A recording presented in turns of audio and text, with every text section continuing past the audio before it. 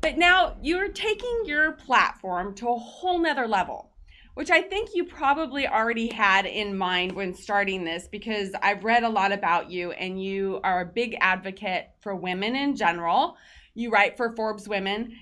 You also are a big advocate for women's and people's mental health. You speak at schools talking about mental health and trying to empower people to take their own mental health into their own hands. I can't imagine anyone in this world right now not struggling to keep their mental health as well as their physical health, but their mental health, we've all seen that this last year, that's been an additional challenge. So let's talk about that. How and why did you combine this idea of mental health with your products?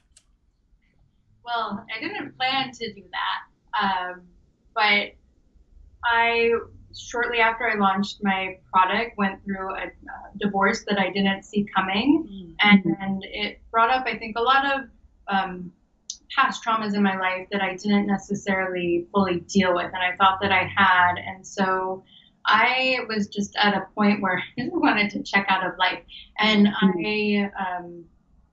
that was in 2018. I got the help that I needed, which literally saved my life. And so I was speaking already at USC often, and I just started talking about, I've always been an open book, but I started talking about things that I had been going through, and I saw how it was impacting people and how they were sharing with me things that they had gone through. They were asking for resources of where to get help, and I just decided I'm going to start talking about this. And then in 2019, I was walking my dog and I was hit by a delivery van, and I was in the hospital for almost a month. I had to learn how to walk again. It took over a year to recover, and it really just flipped my perspective that not wanting to be here to almost dying in a really horrific accident and surviving that.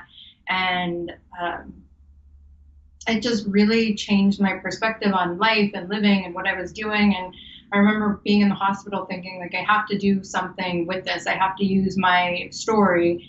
And that's when I wrote about what I had experienced and sent it to probably 20 different publications, specifically Forbes, and I kept emailing them. Gave me chills.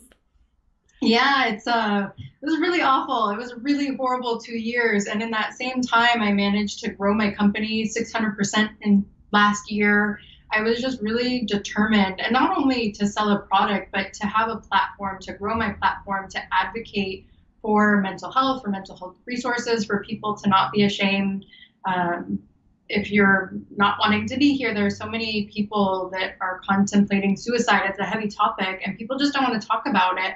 Now people are talking more about it. And so Forbes finally got back to me and they said, we don't publish one-off pieces. Would you be interested in being a contributor?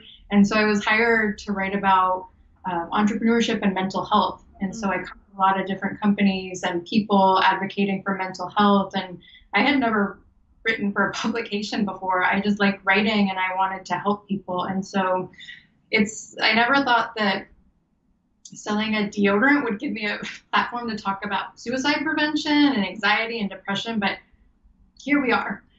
You are such a warrior. I didn't know all of that story, Holly. I am just even more impressed with you than I ever was. I mean, they can knock you down, but they can't knock you out, right? And life knocks all of us down. There are times when we're at our lowest, and there are times when we feel like we just don't want to keep fighting the fight. But look, I mean, from 2018 being in a horrible car accident to here 2021, such a short time, you are owning life. I mean, you are doing it. You have your own brand. You are just a woman advocate, a mental health advocate. I am so in awe and proud of you. That is really cool.